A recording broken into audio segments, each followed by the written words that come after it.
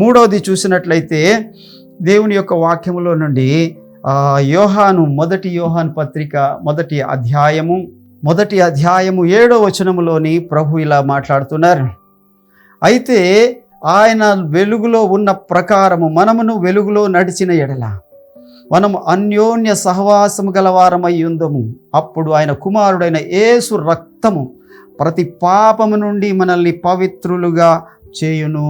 అంటే పవిత్రపరిచేది యేసు రక్తం. ఒకటి, పాపములు క్షమించేది యేసు రక్తం. రెండవది, నిన్ను విమోచించేది యేసు రక్తం.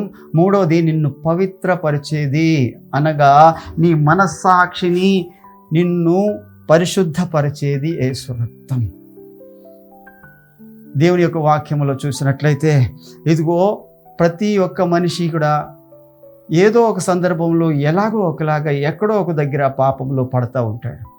ఈ రోజున దేవుని యొక్క వాక్యం ఏం చెప్తుందంటే, అప్పుడు ఆయన కుమారుడైన యేసు రక్తము అప్పుడు అనంటే ఎప్పుడైతే మనం పాపములు ఒప్పుకొని పశ్చాత్తాపడతాము, పాపముల నిమిత్తము ఎప్పుడైతే మనము దేవుని దగ్గర అయ్యా ఇది నా వల్ల జరిగింది అనుకుంటాము, అప్పుడు ఆయన కుమారుడైన యేసు రక్తం అంట మనల్ని శుద్ధి చేస్తుందంట లోపల లోపల లోపల. ఒకవేళ లేదు అని అనుకుంటే ఏమవుతుందంటే మనం లోపలే అయ్యో నేను పాపం చేశాను, నేను పాపిని, నన్ను విడిపించగలిగిన వాడు ఎవడు అని లోపలే కుమిలిపోవలసి వస్తుంది. అందుకనే దేవుని యొక్క వాక్యం ఏం చెప్తుందంటే, అప్పుడు ఆయన కుమారుడైన యేసు రక్తము ప్రతి పాపము నుండి పవిత్రపరుస్తుందంట. లోపల మరి మనస్సాక్షికి ఏమిస్తుందంటే, ఇప్పుడు నువ్వు క్షమించబడ్డావు అన్న ఒక నిశ్చయత ఇస్తుంది. ఒకసారి ఏమైందంటే విజయవాడలో మరి ఒక సెంటర్లో ఆర్టీసీ బస్సు వెళ్తుంది. ఆర్టీసీ బస్సు వెళ్తుంటుండగా ఆ వంతెన డౌన్లోని ఇలా దిగుతూ ఉంటుండగా బ్రేక్ ఫెయిల్ అయిపోయింది. ఆ బ్రేక్ ఫెయిల్ అయిపోవడం వల్ల ఆ డ్రైవర్ గారు ఎంత ప్రయత్నించినా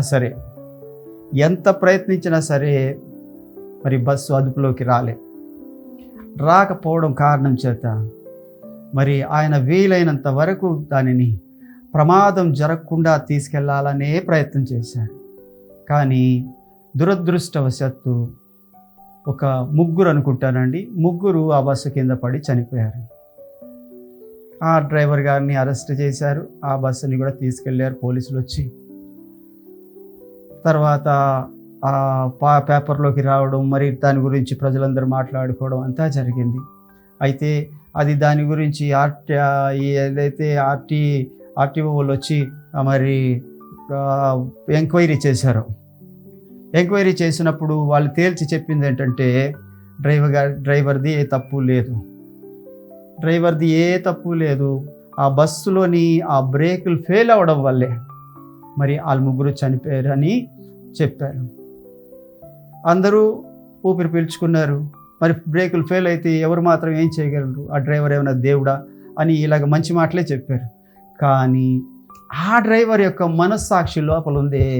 ఆ మనస్సాక్షి ఏమైందంటే, నా వల్లనే ఆ ముగ్గురు చనిపోయారని చాలా కాలం ఆ మనస్సాక్షి వల్ల గుచ్చబడిన వాడై మరి తను కూడా తెలియకుండానే చనిపోయాడు. చాలా సమీప కాలంలోనే ఆయన కూడా చనిపోయాడు. అంటే లోపల ఏదైనా ఒక గిల్టీ ఫీలింగ్ ఉందనుకోండి, ఆ ఫీలింగ్ మనిషిని రోజు రోజుకి కృంగదీస్తుంది. పాపంలోని ఏం చేస్తాడంటే సాతాను, నువ్వు ఈ తప్పు చేసావు, నువ్వు ఈ పాపం చేసావు, అసలు నువ్వు బ్రతకడానికి తగవు. ఇదిగో గత వారంలోనే ఎవరో ఒక ఆవిడ జాతకం చూపించుకుందంట, మరి కర్ణాటక ప్రాంతంలో. ఆ జాతకం చూపించుకుంటే ఆయన అన్నాడట, ఖచ్చితంగా వారం రోజుల్లో నువ్వు చచ్చిపోతావు అన్నాడట. చచ్చిపోతావు అన్న మాట తీసుకొని ఆవిడ, అమ్మో నేను చచ్చిపోతానని. అయితే దీన్ని శాంతి చేయిస్తే బ్రతుకుతావు అన్నాడంట. అలాగే చేయించింది, 6 రోజులు చేయించింది. కానీ అంతకు మించి లోపల మానసికమైన భయం వచ్చేసింది ఆవిడకి. ఆ భయం వల్ల తనకు తానే చనిపోయింది ఆవిడ. మరి ఇంట్లోకి వెళ్ళి తనకు తానే మరి ఊరి వేసుకొని చనిపోయింది. అంటే లోపల ఒక రకమైన భయం ఉంటుంది, గిల్టీనెస్ ఉంటుంది కొంతమందికి. ఇలాంటి దగ్గర మానసికమైన భయం ఉంటుంది. మరి ఇలాంటి వాటి వల్ల తమను తాము మరి క్షమించుకోలేని పరిస్థితి, తమను తాము మరి బలపరుచుకోలేని పరిస్థితి ఉంటుంది. అయితే దేవుని యొక్క వాక్యం ఏం చెప్తుందంటే, అప్పుడు యేసు రక్తము ప్రతి పాపము నుండి, ప్రతి అపరాధము నుండి నేను క్షమిస్తున్నాను, ఇగో వాళ్ళకి కూడా నేను న్యాయం చేస్తాను, వాళ్ళకి నిమిత్తం నువ్వు బాధపడొద్దు అంటూ మనల్ని ఆ వాక్యము ఆదరిస్తూ ఉంటుంది. ఎప్పుడైతే ఆ వాక్యము ఆదరిస్తుందో అప్పుడు మనకి మనస్సాక్షికి మన కల్మషం తోచకుండా మనం బలపరచబడతాం. యేసు రక్తములో ఉన్న గొప్ప సంగతి అది.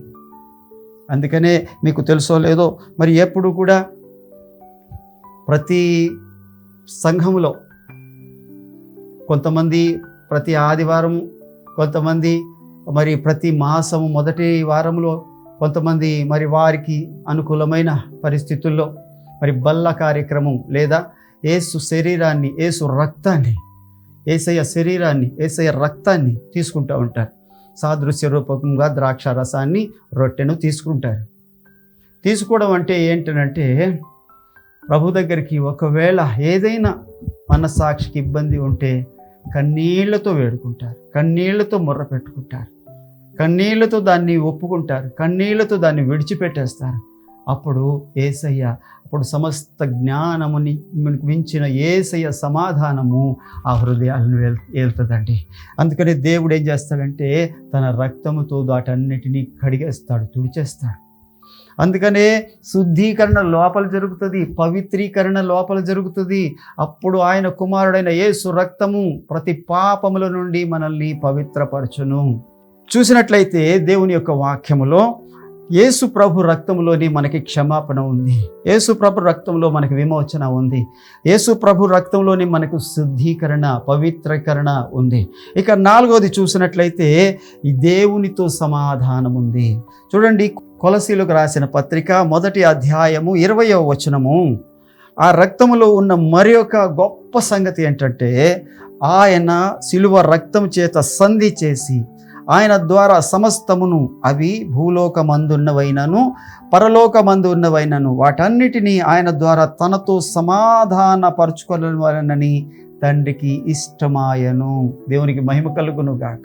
ప్రభు యొక్క వాక్యం ఏం చెప్తుందంటే, దేవునితో సమాధానం పరుస్తుందంట అండి యేసు రక్తం.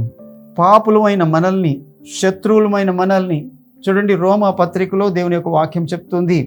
రోమపత్రిక 5వ అధ్యాయము 10వ వచనము.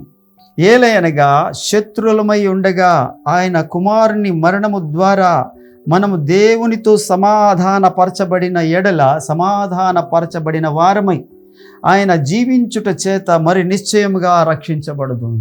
దేవుని యొక్క వాక్యం చెప్తుంది, రక్తం ఏం చేసిందంటే సమాధానపరిచిందంటండి. ఎవరెవరిని అంటే, అటు తండ్రి అయిన దేవుణ్ణి, ఇటు పాపి అయిన మానవుణ్ణి. యేసు ప్రభు కోసం దైవ సేవకులు ఏం చెప్తారంటే, ఆయన 2 చేతులు లాగి చాచి మరి మేకులు కొట్టారంటండి. ఈ అరచేతిలో ఆ అరచేతిలో 2 చేతుల్లో చాచి లాగి మరి మేకులు కట్టారంట. ఇక్కడ ఒక మేకు, అక్కడ ఒక మేకు తాడుతో ఈ మణికట్టు దగ్గర కట్టి ఇటు లాగారంట, ఇటు లాగారంట.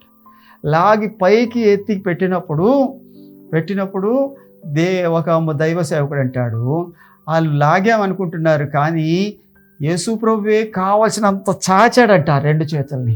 ఎందుకు చాచావు ప్రభువా అని ఆయన అడిగినట్లయితే అని అంటాడంట, అటు తండ్రి చేయి పట్టుకున్నాడంట, ఇటు పాపి చేయి పట్టుకున్నాడంట అండి. ఆ 2 చేతులు ఆ సిలువలోని తీసుకొని వచ్చి ఇద్దరిని జాగ్రత్తగా తీసుకొని వచ్చి సమాధానపరిచారంట. ఇద్దరు పడని, ఒకరంటే ఒకరు పడని ఇద్దరి వ్యక్తుల్ని, పాపి వాడు పాపం చేశాడు నాకు అర్హుడు కాదు అనే తండ్రిని, ఇక రెండవది నేను తండ్రికి దగ్గరికి వెళ్ళడానికి నేను అర్హుడు కాడు అని మనిషిని, వీళ్ళిద్దరినీ తెలిసి, అయ్యా ఇదిగో నా రక్తం ద్వారా వాడిని అర్హుడిగా మారుస్తున్నాను, అయ్యా ఇదిగో నా రక్తాన్ని చూసి వాడిని అంగీకరించు అని తండ్రిని బతులాడుకున్నాడంట. ఈ యొక్క పాపిని చెప్తున్నాడంట, ఇంకెప్పుడు నువ్వు పాపం చేయకు అని ఎప్పుడైతే ఇటు మానవుణ్ణి అటు మనిషిని కూడా సమాధానపరిచాడు. ఆ సిలువలోని ఇద్దరిని కలిపి సమాధానపరిచాడు, దగ్గరికి లాగాడు, ఇద్దరిని పట్టుకోమన్నాడు, ఒకరి చేయిలో ఒకరు పట్టుకోమన్నాడు. అలా పట్టుకున్నట్టు ద్వారా మరి ఇద్దరు సమాధాన పడ్డారు. అందుకని వాక్యం ఏమవుతుంది, ఏలయనగా మనము శత్రువులమై ఉండగా ఆయన కుమారుని మరణము ద్వారా మనము దేవునితో సమాధాన పరచబడిన ఎడలా, దేవుని కుమారుని యొక్క మరణము ద్వారా, ఆయన రక్తము ద్వారా, ఆ శిలువ ద్వారా దేవునితో సమాధానం వచ్చింది మనకి. ఈ రోజున దేవుడు నీతో మాట్లాడుతున్నాడు. నువ్వు దేవునితో సమాధానం కలిగి ఉన్నావా? ఈ రోజున చెప్పబడుతున్న దానాలన్నిటిలో కల్లా గొప్ప దానం ఏదంటే, అన్నదానం కంటే, నేత్రదానం కంటే, రక్తదానం కంటే, గోదానం కంటే, భూదానం కంటే, ఇలా రకరకాల దానాలన్నిటికంటే గొప్ప దానం ఏంటంటే సమాధానం. నీ హృదయంలో సమాధానం ఉండాలి. 2, దేవునితో నీకు సమాధానం ఉండాలి. పరిశుద్ధుడైన దేవునితో నీకు సమాధానం ఉండాలి. మరి అలాంటి దేవునితో నీకు సమాధానం ఉండాలి అని అంటే నీకును నీ దేవునికి నీ మధ్యలోని ఒక రాయభారి ఉండాలి, ఒక సమాధానకర్త ఉండాలి. ఆయనే ప్రభు అయిన యేసు. ఆయన ఎలాగ సంధి చేశాడు అంటే నీకును దేవునికి నీ మధ్యలోని తన రక్తంతో సంధి చేశాడంట. తన రక్తంతో సంధి చేసి పాపివైన నిన్ను, పరిశుద్ధుడైన దేవుణ్ణి, ఇద్దరిని 2 చేతులు కలిపి మరి సిలువలోని మీ ఇద్దరి కోసము ఆయన బలి అయిపోయాడు. ప్రియ సహోదరుడా, నువ్వు దేవునితో సమాధానం కలిగి ఉన్నావా? ఈ లోకంలోని దేవుడు అంటాడు, అందరితో సమాధానము కలిగి పరిశుద్ధత కలిగి ఉండండి అంటాడు. మనుషులతోనే సమాధానం కలిగి ఉండమని చెప్పిన దేవుడు మరి దేవునితో సమాధానం కలిగి ఉండమని చెప్పడా? ఖచ్చితంగా చెప్తాడు. ఆయన ఎవరితో సమాధానంగా ఉండడంటే పాపాన్ని ప్రేమిస్తూ, దానిని జరిగిస్తూ, దానిలోనే ఆనందిస్తున్న వారితో ఆయన సమాధానంగా ఉండడు. ఈ రోజున దేవుని యొక్క వాక్యం చెప్తుంది, ఆయనతో నీకు సమాధానం ఉందా? పాపాన్ని విడిచిపెట్టావా? ఆయన సన్నిధికి వచ్చావా? ఆయనతో సమాధాన పడ్డావా? అయ్యా, మరి కుక్కలాగా, పందిలాగా, మరి నాయన నా ఇష్టానుసారంగా, నా చిత్తానుసారంగా నేను తిరిగానయ్యా, ఈ రోజున నీ పాదాల దగ్గరికి వస్తున్నానయ్యా, దయచేసి నన్ను అంగీకరించయ్యా, నన్ను క్షమించయ్యా అంటే నీ దేవుడు నిన్ను సమాధానపరుచుకుంటాడు. దేవుడు నీతో సమాధాన పడతాడు. నువ్వు ఒప్పుకున్నప్పుడు. ఇగో ఆ తప్పిపోయిన కుమారుడు తండ్రి వద్దకు వచ్చి అంటున్నాడు, తండ్రి, నీకును పరలోకమునకును విరోధముగా నేను పాపము చేశాను అని చెప్తామని అనుకుంటున్నాడు లోపల. దారి పొడుగున రిహార్సల్ చేసుకుంటూ వస్తున్నాడు. అయితే తండ్రి అంత దూరాన ఆ ఇంటి గుమ్మంలోనే నిలబడి చూస్తున్నాడు. దూరంగా వస్తుంది మా అబ్బాయి అని చూశాడు. ఆ వయసులో కూడా ఆ తండ్రి మరి ఆ వృద్ధాప్యంలో కూడా పరిగెత్తుకుంటూ వెళ్ళి తన కుమారుడు ఏ క్షమాపణ అడగక ముందే కౌగిలించుకొని ముద్దు పెట్టుకొని మరి తన యొక్క పనివారిని పిలిచి మరి ఆయనని ప్రశస్తమైన వస్త్రములతో, మరి చెప్పులతో, ఉంగరముతో అలంకరించి మరి ఆ తండ్రితోని నేను మరి విరోధంగా ప్రవర్తించాను, నేను నా ఇష్టానుసారంగా జీవించాను, నన్ను అంగీకరించడో అని భయంతో ఉన్న కొడుక్కి సంపూర్ణమైన ధైర్యాన్ని ఇచ్చి అంగీకరించి మరలా సమాధానపరుచుకున్నాడు ప్రభు లేక తండ్రి. ఈ రోజున దేవుడు అంటున్నాడు, ఆ రక్తము ద్వారా, ఆ కుప్రియుని రక్తము ద్వారా దేవుడు నిన్ను తనతో సమాధానపరుచుకుంటున్నాడు. ఆయన ద్వారా మనకి పాప క్షమాపణ కలుగుతుందండి. ఆయన ద్వారా విమోచనం కలుగుతుందండి. ఆయన ద్వారా శుద్ధీకరణ, పవిత్రీకరణ, ప్రతి పాపం నుండి నేను పవిత్రపరుస్తారు. అలాగనే ఆయన ద్వారా సమాధానపరుస్తాడు. మరి ఈ రోజున దేవుని వాక్యం ఏం చెప్తుందంటే, సమాధానపరచువారు ధన్యులు, వారి దేవుని కుమారులు అనబడుతున్నారు. అందుకనే దేవుని కుమారుడనే యేసు క్రీస్తు ఇటు పాపిని అటు పరిశుద్ధుడిని సమాధానపరిచాడు. ఈ రోజున దేవుడు నీకు అప్పగిస్తున్న పని ఏంటంటే, అలాగా సమాధాన పడకుండా ఎక్కడెక్కడో తిరుగుతున్న పాపులు అనేకులు ఉన్నారు. వారందరినీ దేవునితో, పరిశుద్ధుడైన దేవునితో సమాధానపరచవలసిన బాధ్యత నీ మీద, నా మీద కూడా ఉంది. ఈ వాక్యం వింటున్న ప్రియ సహోదరుడా, నువ్వు దేవునితో సమాధానపడి ఉన్నావా? అలాగని సమాధానం లేకుండా తిరుగుతున్న వారిని సమాధానపరచడానికి కుమారుడైన యేసు ఈ లోకానికి వచ్చి తన రక్తాన్ని మరి కార్చి, ఆ రక్తాన్ని పట్టుకొని తండ్రి దగ్గరికి వెళ్ళి ఆ రక్తపు చేతులతోనే ఇటు పాపి చేతిని అటు తండ్రి చేతిని పట్టుకొని సమాధానపరిచారు. ఈ రోజున అలాంటి సమాధాన పరిచర్య నీ దగ్గర ఉందా? నీ చుట్టుపక్కల నశించిపోతున్న ఆత్మల యొక్క లెక్క నువ్వు అప్పగించాల్సిన బాధ్యత నీకు ఉందని నీకు తెలుసా? నీ కుటుంబంలో అందరూ మారు మనసు పొందారా? నీ యొక్క పనిచేస్తున్న స్థలంలో నీ స్నేహితులు మారు మనసు పొందారా? నీ బంధువుల్లో మారు మనసు పొందారా? నువ్వు ఉన్న స్థలంలోని నీ చుట్టుపక్కల ఉన్న పొరుగువారు మారు మనసు పొందారా? అనగా దేవునితో సమాధాన పడ్డారా? ఒకవేళ పడకపోతే దేవుడు నిన్ను కూడా అడుగుతున్నాడు, నా కుమారుడు చేసిన పని నువ్వు చేయవా అని. ఈ రోజున మనం కూడా దేవుని యొక్క సన్నిధిలో మరి ఆయన కార్చిన రక్తాన్ని ఆయన తండ్రి మరి చూసి ఎలాగైతే పాపితో సమాధాన పడ్డాడో అదే రక్తంలోనికి ప్రతి పాపిని మనం తీసుకొద్దాం. ఇక 5వదిగా చూసినట్లయితే ప్రకటన గ్రంథము 12వ అధ్యాయము 11వ వచనములో ఇలా రాయబడి ఉంది, వారి గొర్రె పిల్ల రక్తమును బట్టి తామిచ్చిన సాక్ష్యమును బట్టి వానిని జయించి ఉన్నారు గాని మరణము వరకు తన ప్రాణములను ప్రేమించిన వారు కారు. అబ్బా, ఎంత మంచి మాట! దేవుని యొక్క వాక్యం చెప్తుంది, గొర్రె పిల్ల రక్తం బట్టి తామిచ్చిన సాక్ష్యమును బట్టి వారు సాతానుని జయించారంట అండి. యేసయ్య రక్తములోని ఉన్న సంగతి ఏంటంటే జయం ఉందండి, జయం. నీ ప్రభువు జయశీలి, నీ ప్రభువు మరణాన్ని జయించినవాడు, నీ ప్రభువు లోకాన్ని జయించినవాడు, నీ ప్రభువు నా ప్రభువు సాతానుని జయించినవాడు, నీ ప్రభువు నా ప్రభువు సమాధిని జయించినవాడు, నీ ప్రభువు నా ప్రభువు ముద్రలను జయించినవాడు. దేవుడు జయశీలి.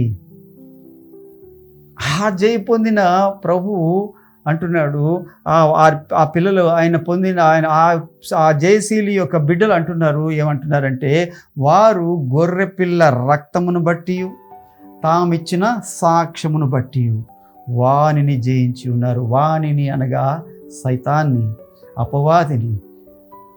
దేవుని యొక్క వాక్యములో ప్రభు నీతో మాట్లాడుతున్నాడు, నాతో మాట్లాడుతున్నాడు.